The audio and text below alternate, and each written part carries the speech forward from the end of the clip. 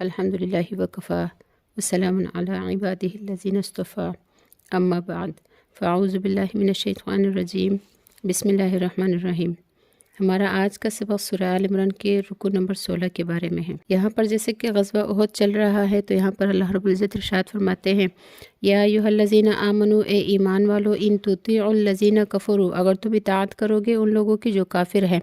یردوکم، تو تم کو لوٹا دیں گے، علی اعقابکم، تمہاری ایڑیوں پر، فتنقلبوا، پھر تم لوٹ جاؤ گے، خاسرین، نقصان اٹھاتے ہوئے، ناکام ہوتے ہوئے، خسارے میں پڑتے ہوئے۔ یہاں پر اللہ رب العزت ارشاد فرماتے ہیں کہ کافروں کی بات نہ مانو۔ یہاں کافروں سے منافقین مراد ہیں۔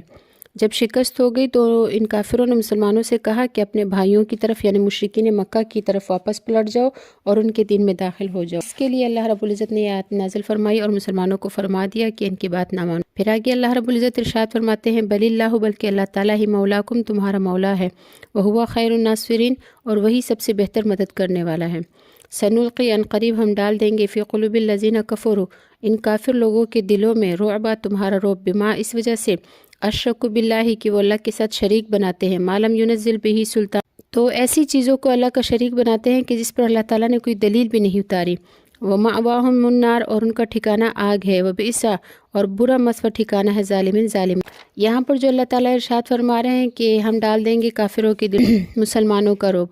تو یہ اس طرح ہوا تھا کہ جب ابو سفیان اور اس کے ساتھی غزوہ احد کے بعد مکہ مکرمہ کی طرف چل دیے اور کچھ دور پہنچ گئے تو نادم ہوئے اور کہنے لگے کہ تم لوگوں نے برا کیا، چاہیے تھا کہ ان لوگوں یعنی ان سب مسلمانوں کو قتل کر کے آتے، یہاں تک کہ سوائے ان لوگوں کے جو ادھر ادھر بھاگ نکلا تھا، سوائے ان لوگوں کے اور کسی کو نہ چھوڑتے بلکہ سب کو قتل کر دیتے، لہٰذا واپس چلو اور ان سب کو ختم کر کے آؤ۔ جب یہ واپس پلٹے تو اللہ تعالیٰ نے ان کے دلوں میں رعب ڈال دیا اور یہ وہی سے واپس ہو گئے اور مکے۔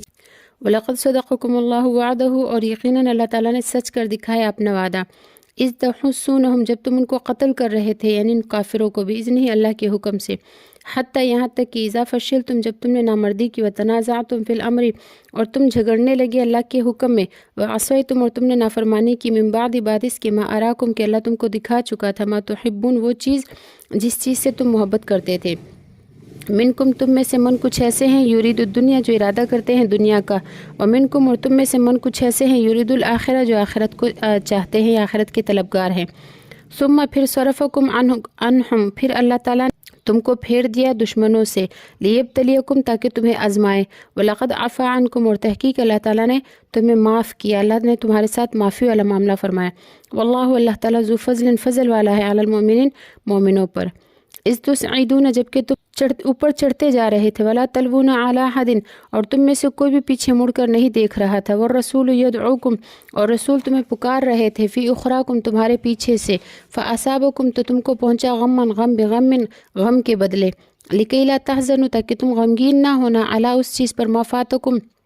جو تمہاری جاتی رہی، ولا ما اصابکم، اور نہ اس مصیبت پر جو تمہیں تکلیف پہنچی یا جو مصیبت تمہیں پہنچی اس پر تم غمگین نہ ہو جاؤ، واللہ، اللہ تعالیٰ، خبیر، خبردار ہے، بما تعملون، جو تم اعمال کرتے ہو۔ ثم، پھر، انزل، نازل کیا، علیکم، تم پر، من بعد الغم، بعد غم کے، امنتاً نعاساً، امن کی اونگ، یخشا، جو چھا گئی، طائفۃ منکم، تم میں سے ایک جماعت پر، اور طائفۃ، اور ایک جماعت، قد، یقیناً، اہمتہم، انہوں نے ارادہ کیا، انفسہم، اپنے جانوں میں یا اپنے دلوں میں، یظنون، اور گمان کر رہے تھے، باللہ، اللہ کے بارے میں، غیر الحق، ناحق گمان، ظن الجاہلیت، جاہلیت کے گمان، یقولون، وہ کہتے تھے، حل لنا من الامر من شیء، کیا ہمارے لیے کسی کام میں کوئی اختیار ہے، قل، کہہ دیجئے نبی علیہ الصلوۃ والسلام، ان الامر کلہ للہ، کہ یقیناً سب اختیار اللہ ہی کو ہے، یخفون، وہ چھپاتے ہیں، فی انفسہم، اپنے دلوں میں، ایسی باتیں، ما لا یبدون لک، جو آپ کے سامنے ظاہر نہیں کرتے، یقولون، کہتے ہیں یہ لوگ، لو کان لنا من الامر شیء، کہ اگر ہمارے لیے کسی کام میں کوئی اختیار ہوتا، ما قتلنا ہاہنا، تو آج ہم یہاں قتل نہ کیے جا رہے ہوتے، قل، کہہ دیجئے نبی علیہ الصلوۃ والسلام ان لوگوں سے، لو کنتم فی بیوتکم، اگر تم لوگ اپنے گھروں میں بھی ہوتے، لبرز الذین، تو ملاقات کرتے وہ لوگ، کتب علیہم القتل، کہ جن کے بارے میں قتل ہونا لکھا جا چکا ہے، الی مضاجعہم، تو اپنے بستروں پر بھی وہ قتل کر دیے جاتے، ولیبتلی اللہ، تاکہ اللہ تعالیٰ آزمائے، ما فی صدورکم، جو تمہارے سینوں میں ہے، ولیمحص، اور تاکہ اللہ تعالیٰ پاک کر دے، ما فی قلوبکم، جو تمہارے دلوں میں ہے، واللہ، اللہ تعالیٰ، علیم، جانتا ہے، بذات الصدور، دلوں کی باتوں کو، سینے کی باتوں کو، ان الذین بے شک وہ لوگ تولو جو پھر گئے منکم تم میں سے یوم التقى الجمعان اس دن جس دن بڑھی آپس میں دو جماعتیں انما استزلهم الشیطان بے شک ان کو بہکایا شیطان نے ببعض ما کسبوا ان کے بعض اعمال کی وجہ سے ولقد عفا اللہ عنہم یقیناً اللہ تعالیٰ نے ان کو معاف کیا ان اللہ بے شک اللہ تعالیٰ غفور بخشنے والا ہے حلیم تحمل والا ہے۔ یہاں پر اللہ رب العزت ارشاد فرماتے ہیں ثم انزل علیکم من بعد الغم امنۃ نعاسا یغشی طائفۃ منکم کہ اللہ تعالیٰ نے اس غم کے بعد تم پر امن کی ایک اونگ طاری کی جو تم میں سے ایک جماعت پر چھا گئی۔ مسلمانوں کو جو تکلیف پہنچی اور شکست کا سامنا ہوا تو اس غم کو غلط کرنے کے لیے اللہ تعالیٰ نے مسلمانوں پر اونگ بھیج دی اور اتنی زیادہ اونگ سوار ہوئی کہ رنج اور غم کی طرف توجہ ہی نہ رہی۔ علاج کرنے والوں کا یہ قاعدہ ہے کہ جب مریض کی تکلیف بڑھ جاتی ہے اور کسی طرح سے افاقہ نہیں ہوتا تو تکلیف سے بے خبر کرنے کے لیے کوئی ایسی دوا دیتے ہیں یا انجیکشن لگا دیتے ہیں جس سے نیند آ جائے۔ تو اللہ جل شانہ نے ان حضرات پر نیند غالب فرما دی جس سے غم کا محسوس ہونا ختم ہو گیا اور اللہ تعالیٰ نے اس اونگ کے ذریعے سے ان کو امن اور راحت